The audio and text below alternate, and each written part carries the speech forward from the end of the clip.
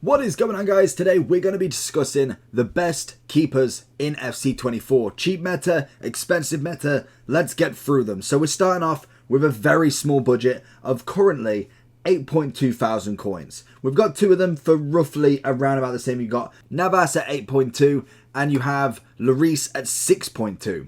So both of them completely different ratings. Navas is now an 85, dropping down quite a lot, which was probably inevitably going to happen. In terms of a keeper, these are not what I'm looking at personally. These are very much chemistry builders. You're starting the game, you don't want to necessarily spend too much on it.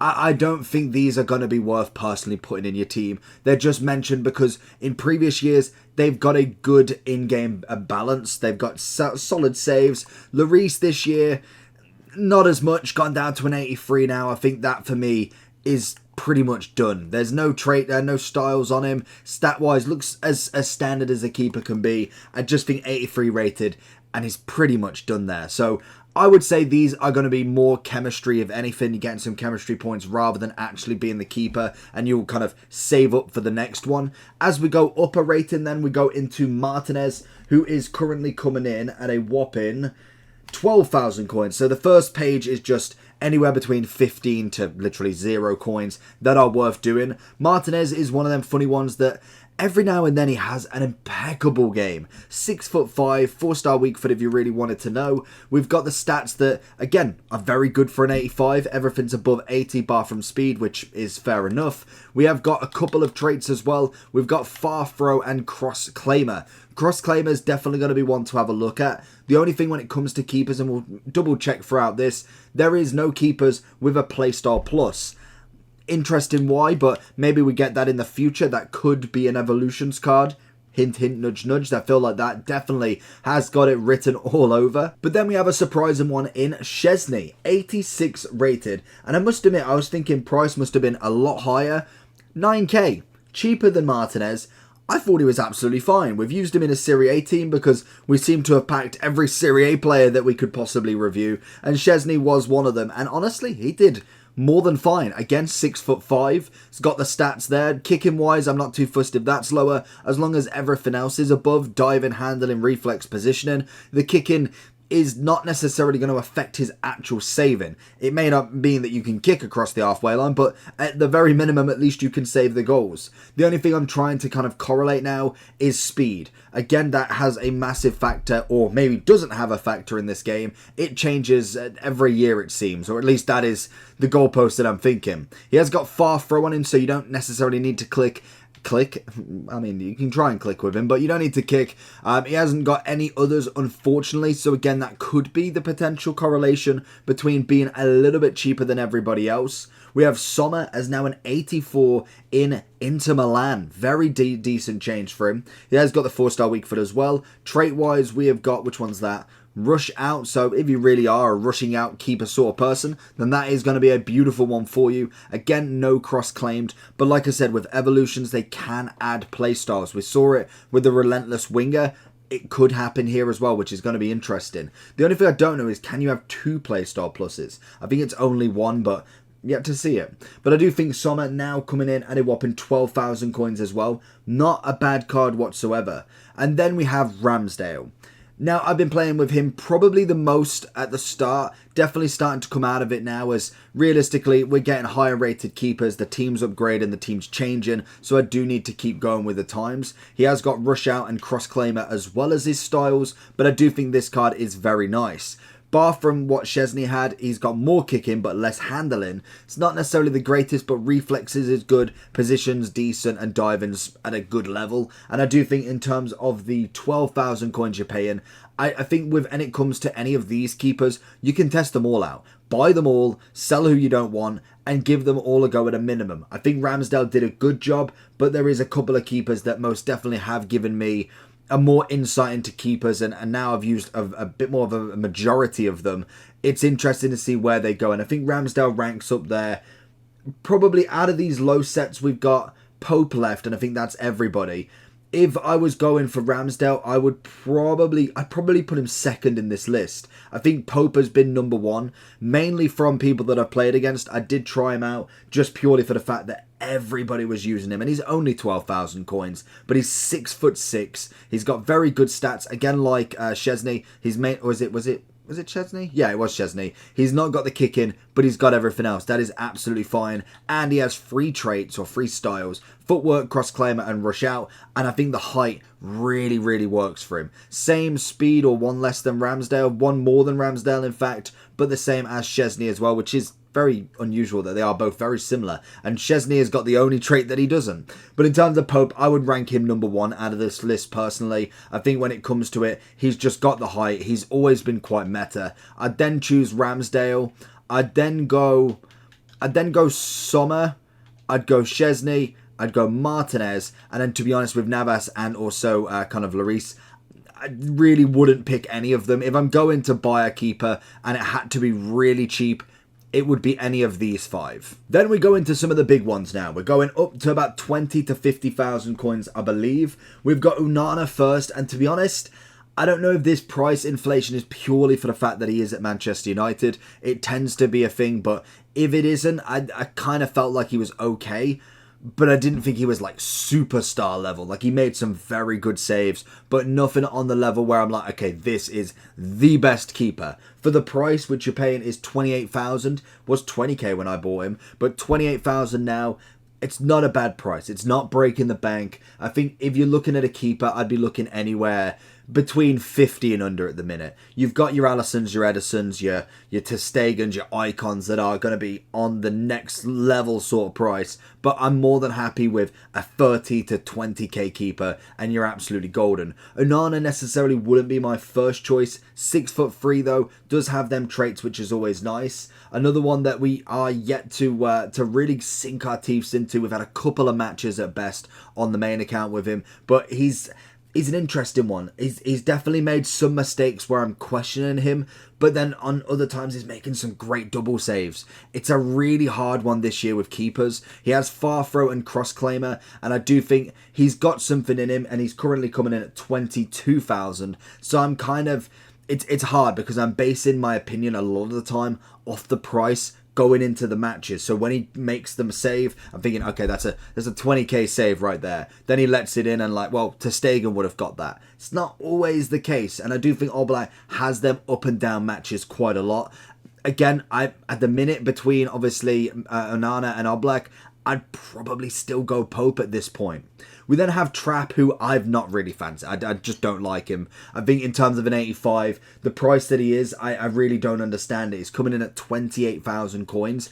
I think he's okay, but again, I'd probably go Pope in my opinion. But I do think the person in this category has got to be, if you've already seen him, Minyan.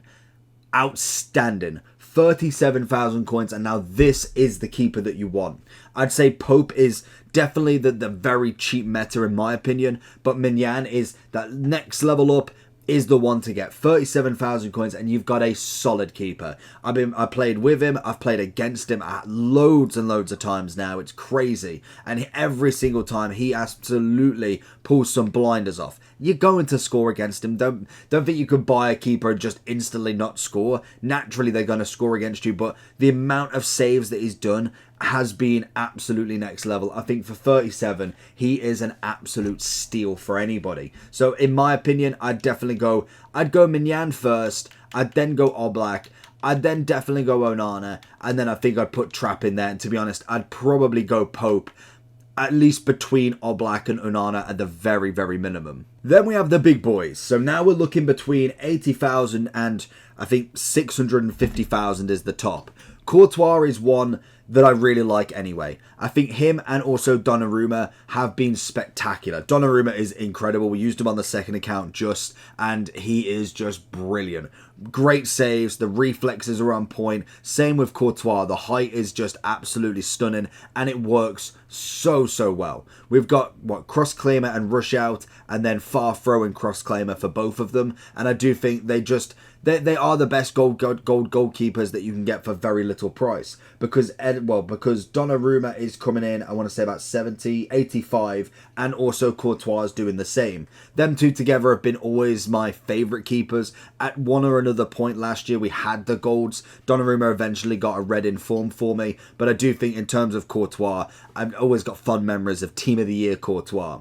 We then have Neuer, who again is kind of like is kind of like the Trap, but not. He's better than Trap. He's almost in that 87, and yet he's decent. But again, I'd probably go with Minyan over him personally. I know this rating is the same, but when Neuer's coming in at 85,000 coins, I just don't see it, to be honest. I think Minyan is a wonderful shot stopper. Neuer's got a great kick on him, and yes, he makes some good saves, but for me, I just don't see it. He has got pinged pass as well. You can just tell he's a sweeper keeper. He has to do it better than anybody else. And obviously, he does have far throw, cross claimer, and rush out as well. The interesting one is going to be our man Kobel. 87 rated now, coming in at 85.5, the same as every other keeper on this list, it seems. And he has every single play style. So again, it's just a weird coincidence that we've managed to get somebody with all of the play styles this time round. We've actually got him. I thought I had him on this account, to be honest. I know I've got him untradeable on the main account, but in terms of the loan, I don't know where I got that loan from, actually, because this is the second one. But in terms of Kobel, I think he's an interesting one. He actually makes some good saves, but I still don't trust him. It's just weird going from his 83 to an 87 and picking him. It's kind of like, imagine when Donnarumma and Courtois were at their Chelsea days. Well, I suppose he was actually good at their Chelsea days. But say the start of AC Milan for him. I don't know where Courtois came from before Chelsea. Don't know if it was from Belgium or somewhere like that. But imagine you've got his 84 rated, an 82 rated card, and suddenly they jump up to 90. Would you trust him as much as you know now the established goalkeepers? So I'm interested with him. He does normally get a couple of informs, which again would be really nice to have a look at later on. Then we have, if we go this way, we've got Ederson and Alisson. This year they have changed ratings, so now Ederson is 88 and Alisson is 89. Left him in the absolute dust. Ederson's coming in at about 137 and Alisson is 212. In terms of both of them, one's got cross claimer and also rush out, and Alisson's got the far throw added onto it.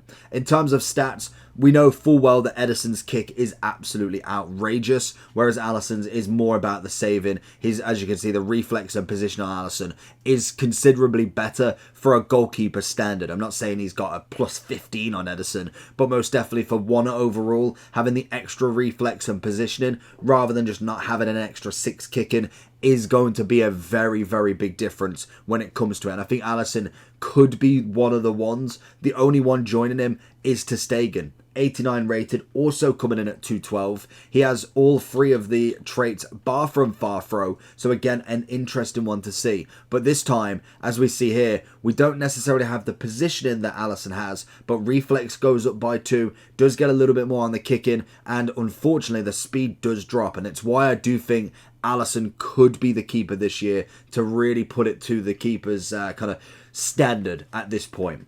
And obviously when it comes to the expensive keepers, the next set is going to be the icons. They're all going to be very expensive purely for the fact they are just very hard to pack at the minute. There's not everybody on the game, so they are going to be of a price that doesn't reflect their actual in-game.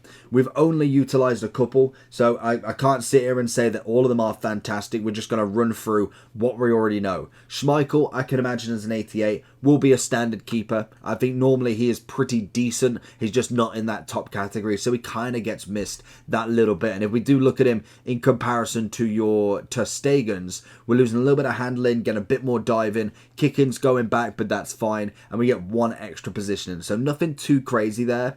We have Czech.